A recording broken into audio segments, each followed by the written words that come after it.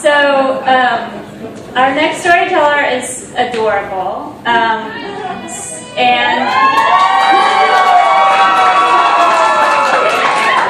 others think so as well.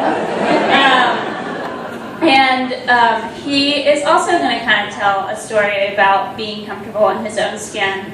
But he is a nature lover, and he has a dog that is always by his side, which I can relate to.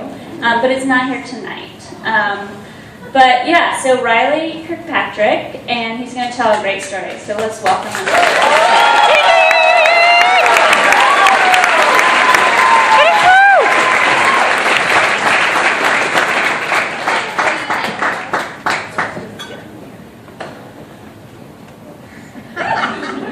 My name is Riley. I'm an alcoholic.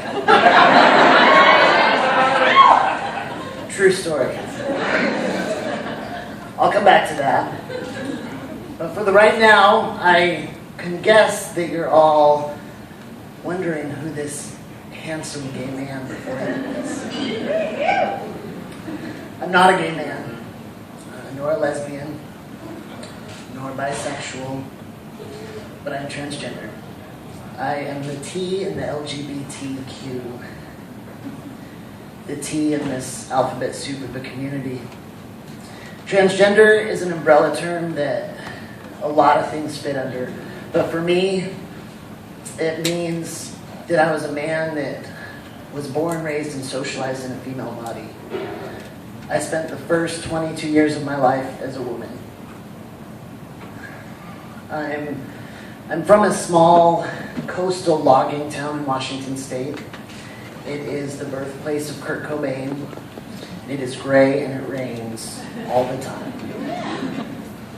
Addiction and depression are such common problems, they're seldom viewed as problems. They're just a part of life. I spent my childhood riding bikes and climbing trees and being very much of a tomboy. And I embraced it. It was great. And everything was fine until puberty hit. And it was horrible. It felt like landmines were exploding on my body, and I felt more and more disfigured with every change. I was so bold in my early teen years to admit that I liked girls. Times. I cut off all my hair and I wore jeans and boots, and punk rock and Ani DeFranco became my anthems. And it was good. It was really good finding comfort in my sexuality. But something was very not right in my body. It felt like my body didn't fit me right. Like it was an ill-fitted suit. I would take ace bandages and wrap them around my chest tightly, trying to flatten my breasts. Around the same time, trips to the psychiatric ward for depression and suicidal ideation started. And I also found that alcohol worked wonders in making me feel better, as did many other chemicals. And at this time, in the early mid-90s, in this part of the country, I could buy heroin easier than I could get someone else to buy me alcohol or cigarettes, and I did. And this started a long cycle of institutions, treatment centers, detoxes, hospital stays, county jails, and eventually prison. After one failed attempt at a treatment center in Spokane, I met a friend named Jess. Jess was a girl, per se. Jess looked like me, but Jess would talk about wanting to transition, to be a man. And I did not know what that meant until I left town and I came back a couple years later, and Jess was a man. And I was fascinated and curious and jealous, and it was all kind of braided together to make this really scary truth that I could be a man. And not just in my head or my heart or some like la la la fantasy land, but in my body. I could be a man. I did not know this was possible until this time. I would go back and forth and weigh the scales of telling family and friends and actually going through it physically and socially to just saying, screw it, I can't do it, it's too big, I'd rather die. And at the time, it was not an easy decision to make. But there was something in me, I knew that I had to do it, that this was the comfort in my skin that we had just heard about.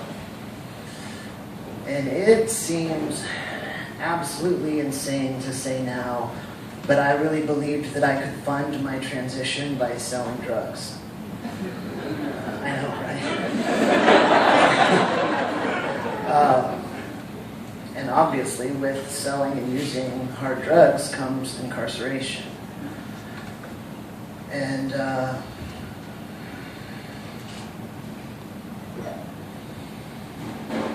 I can't convey how horrible it was as a trans person being incarcerated.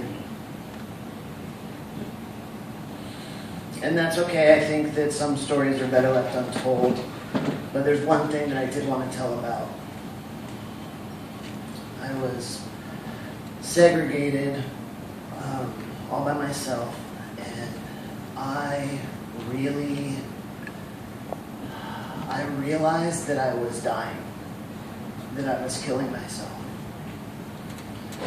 And in that tiny cell where the fluorescent lights and the noises in my head never turned off, I decided that I was going to die trying. That I was going to try to get clean, to get comfortable and learn how to treat this body that I had spent so many years killing, to learn how to stop fighting and being so angry. I knew that I had so much to learn, and I was going to try. With every fiber of my being, I was going to try. And that's what I've been doing since. I came to Athens almost 4 years ago, about a year out of prison, with the most clean time and the most comfortable I've been in my body ever. And I came with a backpack and a guitar and a whole lot of hope. And I lived in that shady motel off of Millage. You know what I'm talking about. And against all odds, I was able to get a job.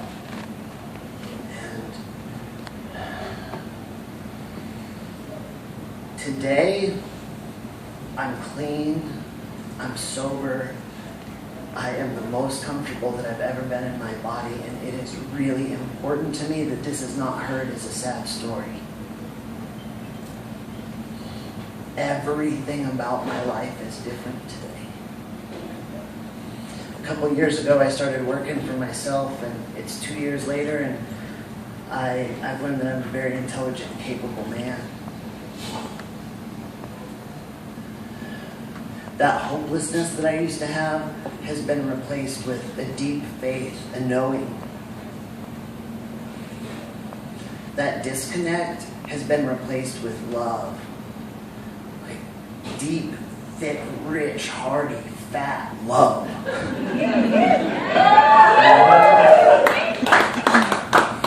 And those cold, hard prison cell walls have been replaced with tall trees and forest floors. That isolation has been replaced with community, with a recovery community that helps me stay grounded, and a nature connection community that helps me learn more and push my edges with myself and the earth and people around me.